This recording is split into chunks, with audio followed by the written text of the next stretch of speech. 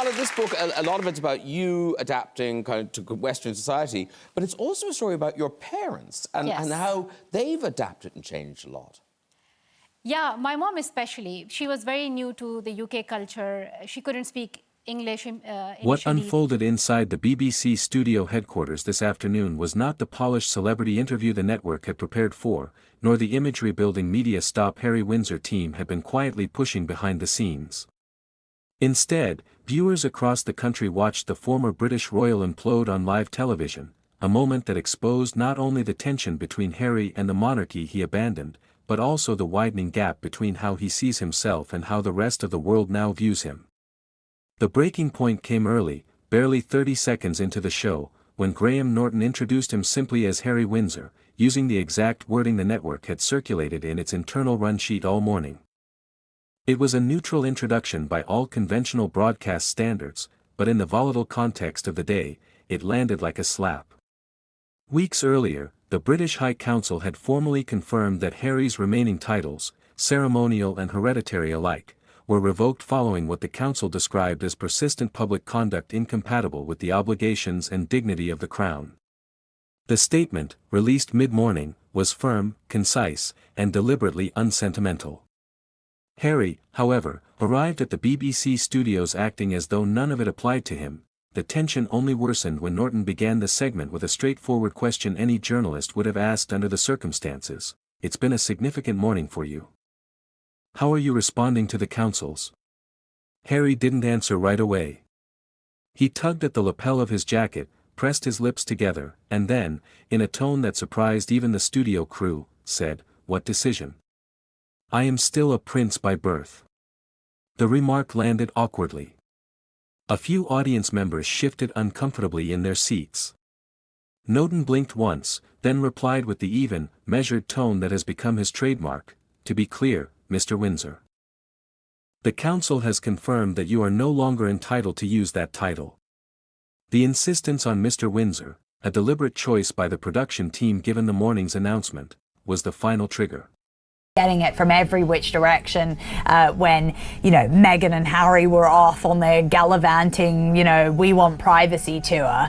Yes. That's stripped. If she loses her title, and indeed if Prince Harry does as well, they become ordinary celebrities. And when I mean ordinary celebrities in Hollywood, they're in the same pool fighting for the same opportunities, less resourced and less well connected than their celebrity chums like Oprah and people like that, Serena Williams and so forth. So it's a real issue for her because, having that royal cachet is what people like and what makes people buy.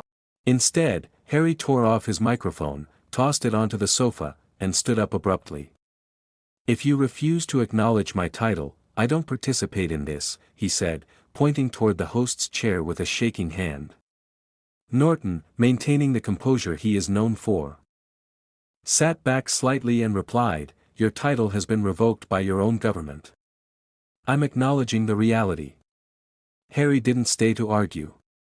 He stepped past the coffee table, walked out through the left side exit, and let the backstage door slam shut behind him. The audience remained silent for several long seconds, long enough for some viewers to mistakenly think the broadcast had frozen. Norton finally exhaled, shifted in his seat, and told the camera, "Well, that appears to be that." The remark wasn't sarcastic or mocking, merely factual.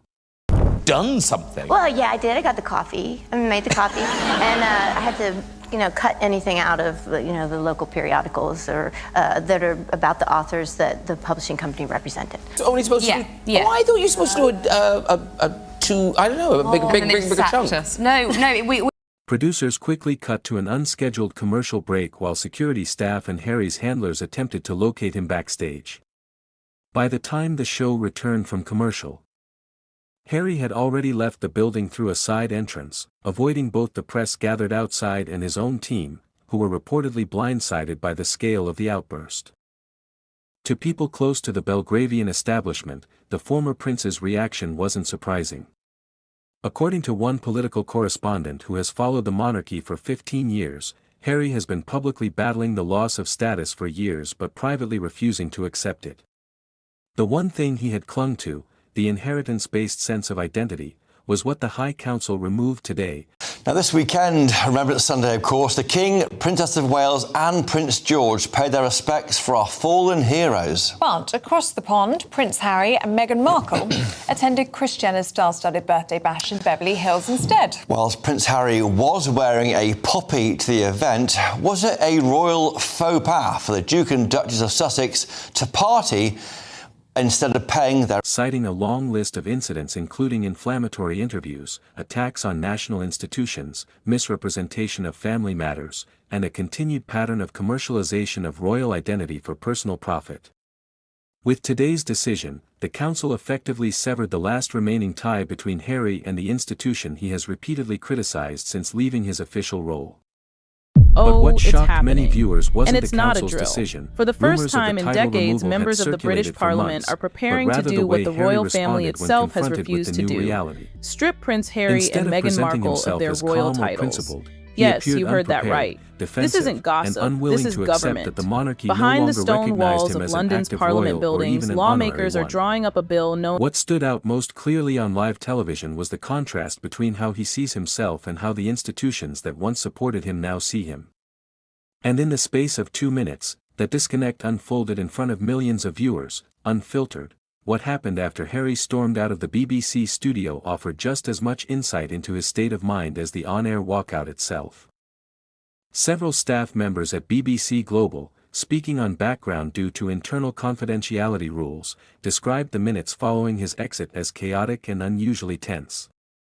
One senior producer said the moment the cameras cut to commercial, Harry's team scattered in different directions looking for him, each one appearing unsure whether to comfort him, contain him, or simply get ahead of the narrative that was already forming. According to 2 sources backstage, Harry was first seen in a hallway adjacent to Studio 4B, pacing rapidly and muttering about media traps, orchestrated embarrassment, and bad faith questioning. One witness said he appeared more angry than distressed, the kind of anger that suggests an expectation had been broken than an injustice committed. Harry is in chaos, his marriage is going downhill, and he just doesn't know what to do. And so now he's trying to revert back to what he does know, because that feels comfortable. Forget trying to be out here alone, trying to do some new things with Meghan. He's trying to go back to what he knows and what has always been who he is as a prince. And he didn't look blindsided, the staffer noted. He looked offended. Like he expected the world to keep calling him by that title even if the law didn't. Meanwhile, inside the studio, the production team regrouped quickly. The BBC control room held an emergency discussion about whether to proceed with another segment, cut to pre-recorded content, or allow Norton to address the situation directly. Ultimately, they chose the latter, trusting that Graham Norton, who has handled political walkouts, celebrity breakdowns, and diplomatic standoffs throughout his 2 decades on air, could deliver a measured, responsible explanation. After the commercial break, Norton appeared calm, if slightly irritated, and addressed viewers with the straightforward candor that has defined his career. "We were scheduled to speak with Harry Rothwell for the full segment," he said. "He has chosen to leave the interview early. We will continue with the program." There was no mockery, no sensationalism, no dramatic build-up, simply the facts. Delivered without a trace of sympathy or indulgence. That, more than anything, is what irritated Harry, according to a BBC executive who briefly spoke with his team afterward.